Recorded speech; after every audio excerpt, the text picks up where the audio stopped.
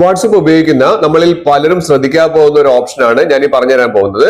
ആ ഒരു തെറ്റ് നമ്മൾ കറക്റ്റ് ആയിട്ട് മനസ്സിലാക്കി കഴിഞ്ഞാൽ നമുക്ക് ലൈഫ് ലോങ് നമുക്ക് വളരെ യൂസ്ഫുൾ ആയിരിക്കും.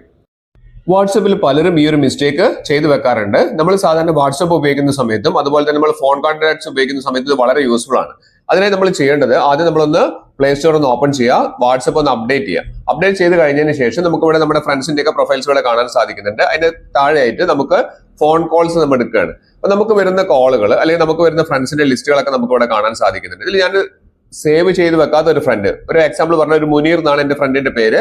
അവൻ നമ്മളെ കോൾ ചെയ്തിട്ടുണ്ട്, പക്ഷേ നമുക്ക് അല്ലെങ്കിൽ മെസ്സേജ് ചെയ്തിട്ടുണ്ട്, പക്ഷെ അവന്റെ നമ്പർ സേവ് ചെയ്തിട്ടില്ലെങ്കിൽ നമ്മൾ ഇവിടെ ഏറ്റവും താഴെ സേവ് എന്ന് പറയുന്ന ഒരു ഓപ്ഷൻ കാണാൻ സാധിക്കുന്നുണ്ട് അല്ലേ. അപ്പൊ നമ്മൾ എന്ത് ചെയ്യുന്നു, ഏറ്റവും മുകളിൽ നമ്മൾ അവന്റെ പേര് നമ്മൾ ജസ്റ്റ് ഒന്ന് ടൈപ്പ് ചെയ്തു, മുനീർ എന്ന് ടൈപ്പ് ചെയ്തു. താഴെ ലാസ്റ്റ് നെയിമിൽ നമുക്ക് അവന്റെ രണ്ടാമത്തെ ഇനീഷ്യൽ ആയിട്ടുള്ള എം എന്നുള്ള കാര്യം നമ്മൾ ഇവിടെ ടൈപ്പ് ചെയ്തിട്ടുണ്ട്. പക്ഷെ ടൈപ്പ് ചെയ്ത് കഴിഞ്ഞാലാണ് നമ്മൾ ഈ ഒരു തെറ്റ് നമുക്ക് കറക്റ്റ് ആയിട്ട് മനസ്സിലാക്കേണ്ടത്. നമ്മൾ ചെയ്ത് കഴിഞ്ഞാൽ പലരും ചെയ്യാത്തൊരു കാര്യമാണ്. ഇപ്പം ഫോൺ നമ്പർ കാണുന്നുണ്ട്, പക്ഷെ ഇവിടെ സിങ്ക് കോൺടാക്ട്സ് ടു ഫോൺ എന്ന് പറയുന്ന ഓപ്ഷൻ പലരും ഓൺ ചെയ്ത് വെക്കാറില്ല.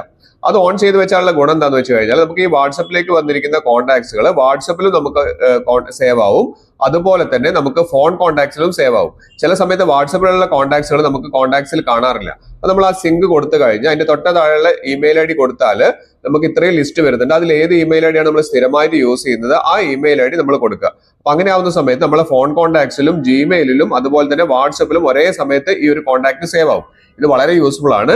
എല്ലാവരും ഇതൊന്ന് മനസ്സിലാക്കി ചെയ്തു.